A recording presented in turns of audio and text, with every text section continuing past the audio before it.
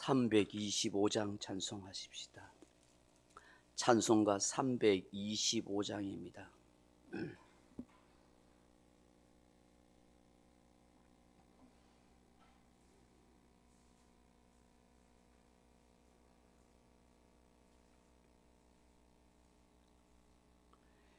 예수가 함께 계시니 시험이 오나 겁없네.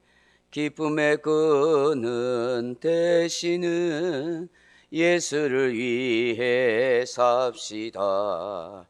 날마다 주를 섬기며 언제나 주를 기리고 그 사랑 안에 살면서 딴 길로 가지 맙시다.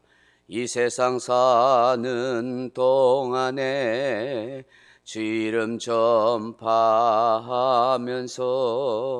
무한한 복나 주시는 예수를 위해 삽시다.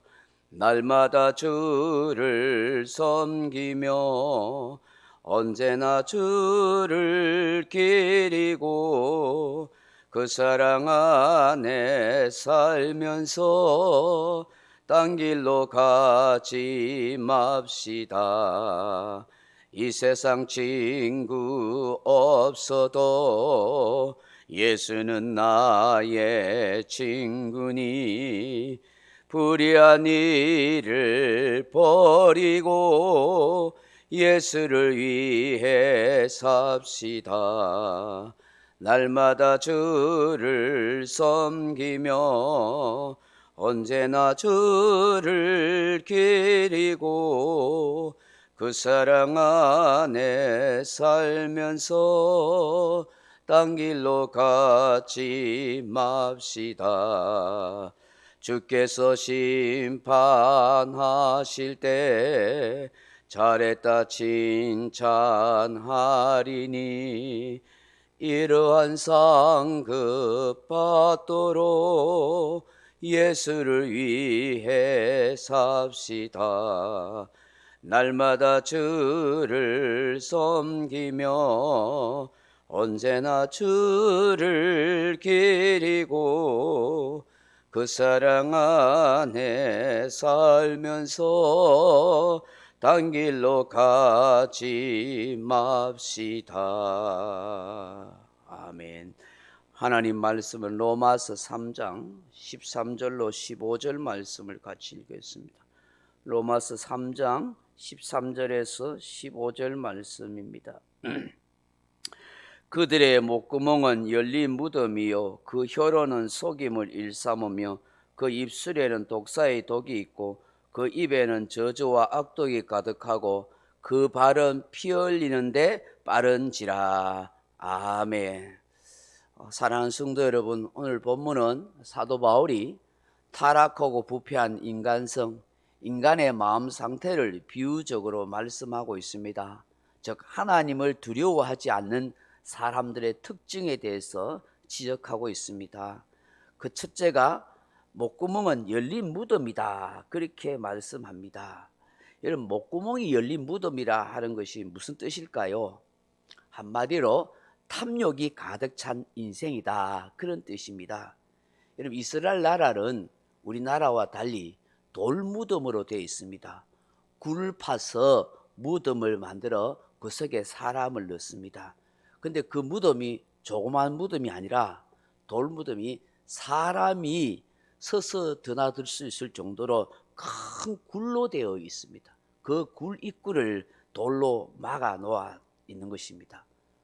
따라서 바울이 사람의 목구멍을 열리어 있는 무덤에 비유한 것은 그 목구멍이 어떠한 것도 삼킬 만큼 크고 넓다 하는 것을 말합니다. 근데 그 무덤에는 누가 있어요? 죽음과 썩고 냄새나는 시신이 안치되어 있는 곳을 의미합니다. 그러므로 탐욕을 부리는 인생들은 썩고 냄새나는 죽은 시신과도 같아 하는 것입니다. 이처럼 사람의 욕심 탐욕은 한도 끝도 없을 정도로 아주 크고 넓다. 근데 그 탐욕을 부리는 그 인생들은 다 썩고 냄새나는 죽은 시체가 가득 찬 그런 모습이다 하고 그렇게 말한 거예요. 이게 하나님을 두려워하지 않는 인생의 특징이에요. 이 세상 사람들 보세요. 얼마나 탐욕이 한도 없습니까? 두 번째로는 하나님을 두려워하지 않는 사람의 특징이 뭐예요? 그 혀로는 속임을 베푼다 그렇게 했습니다. 13절에 그들의 목구멍은 열린 무덤이요 그 혀로는 속임을 일삼으며 했습니다. 이게 시편 5편 9절의 말씀을 인용한 것인데 히브리 사본에는 혀로 아첨한다 그렇게 사용되고 있습니다. 그 혀로서 사람에게 막 온갖 아첨하고 알랑방구 끄듯이 그렇게 하면서 속이고 사기를 치는 그런 행위를 한다는 거예요. 한마디로 사람을 기만하고 죄를 짓는 사기치는 그런 죄를 짓고 산다는 거예요. 오늘 보십시오. 얼마나 보이싱피싱 해가지고 사람이 돈을 잃고 그럽니까? 요즘 사회에 지금 뉴스에 막 그 나오는 그 사람 있잖아요. 그 뭐 펜싱 선수 뭐 이런 나오는 그 전부 사기치잖아요. 그런 어떤 세상의 어떤 명예나 이름을 가지고 사람을 사기치고 이런 일들이 너무 많잖아요. 이게 하나님을 두려워하지 않는 사람의 특징 중에 하나라는 거죠. 세 번째 하나님을 두려워하지 않는 사람의 특징은 뭐예요? 그 입술에는 독사의 독이 있고 그렇게 되어 있어요. 어느 우화에 나오는 이야기인데요.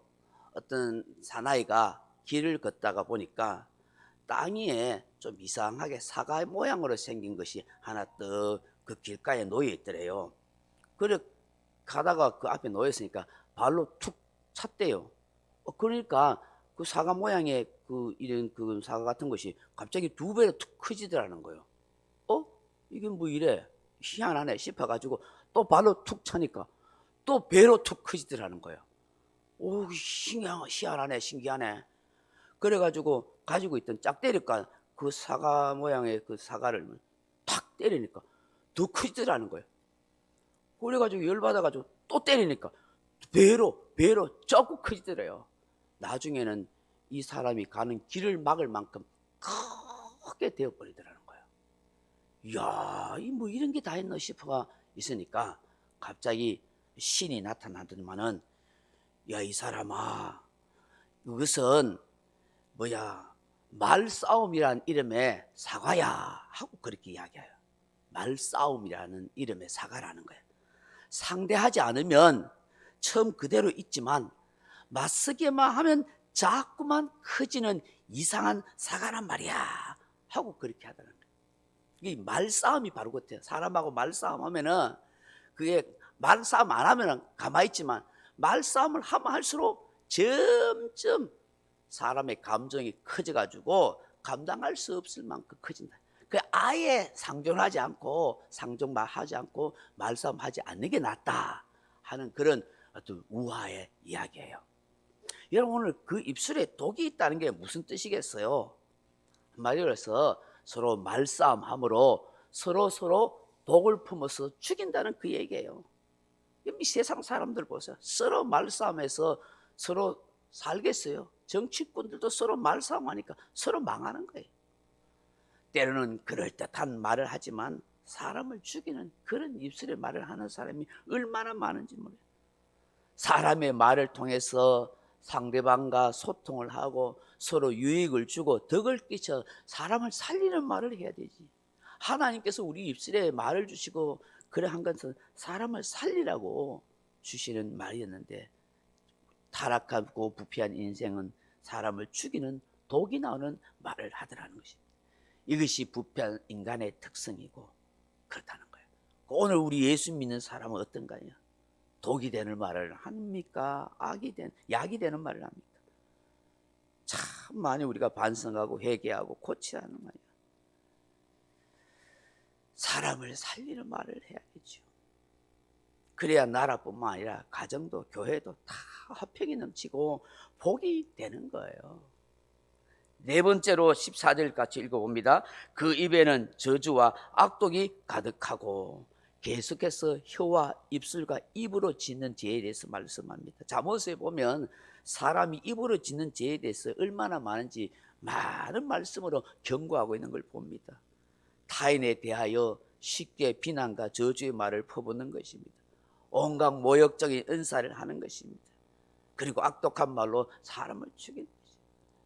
저는요, 성경에서 다윗을 참 다들 존경하지만 그 다윗의 성품이 그 참 위대한 건요, 그 아들 압살롬이 그 반란을 일으켰잖아요. 다윗이 참 죄를 지어가지고 그 죄 때문에 그런 일을 당하잖아요. 그 우리아의 아내 밥세바를 간음하는 것 때문에 너의 집에 칼이 끊이지 않을 거다 하는 그런 하나님부터 진노의 징계의 말씀을 듣잖아요. 그 때문에 자기 아들 압살롬이 반란을 일으키게 되죠. 그 반란을 일으켜서 다윗이 신발도 신지 못하고 도망을 쳐요. 근데 그 도망갈 때에 그 시므이라는 사람이 그 사울 왕가의 그 부하인데, 이 사람이 나타나서 쫓아오면서 집요하게 다윗을 막 저주합니다. 막 기다렸다는 듯이 저주하는데요, 다윗이 얼마나 괴롭겠습니까? 불난 집에 부채질 하는 것처럼 상처 입은 사람에게 식초를 붓듯이 막 오면서 온갖 모욕의 은사를 막 합니다. 사람 괴로워서 도망치고 있는데, 웬만한 사람 같으면 분노해서 당장에 죽이라고 명령을 내렸을 것입니다. 왜? 그 다윗 주변에 많은 부하들이 있으니까.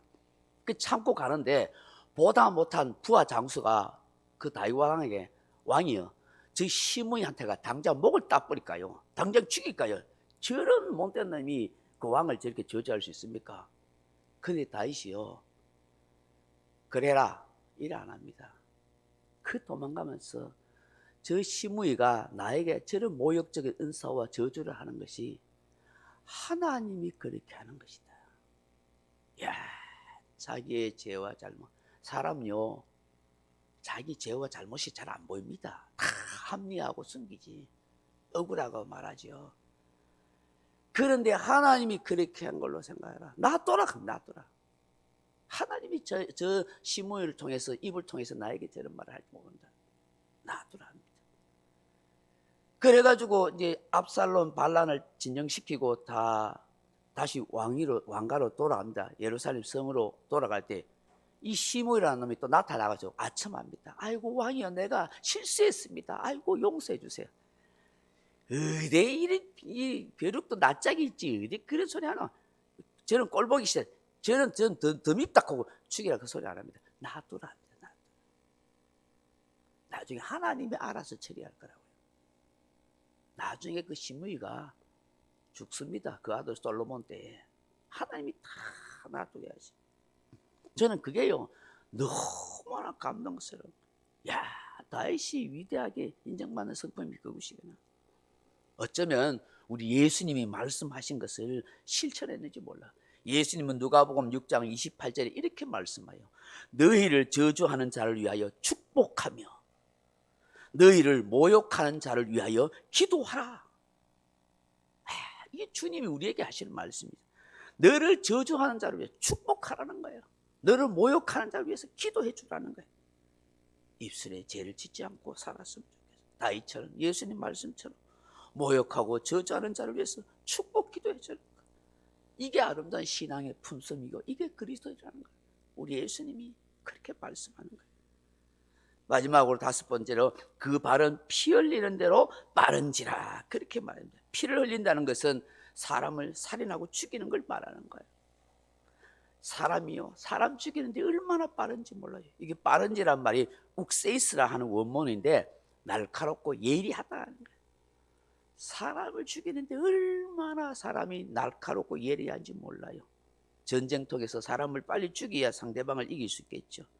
타락한 세상에서도 악한 사람들이 이렇게 사람 죄를 짓고 사람 죽이는데 예리하고 날카롭게. 이사야 59장 7절에 보면 그 발은 행악하기가 빠르고 무지한 피를 흘리기에 신속하며 그 생각은 악한 생각이라 황폐와 파멸이 그 길에 있으며 라고 그렇게 말씀해요. 이 새벽에 주시는 이 말씀 묵상하면서 정말 예수님 마음을 닮아서 좀 착한 마음으로 우리 입술로 죄를 짓지 않고 사람을 살리는 말을 하고 덕과 유익을 주는 그런 입술과 혀가 되게 해달라. 참 잘 안 되는 거 봅니다. 우리 교회 안에서도 보면 하나님 앞에 은혜를 구할 수 있는 저와 여러분 되길 주님의 이름으로 축복합니다. 각자 기도하시다가 돌아가시기 바랍니다.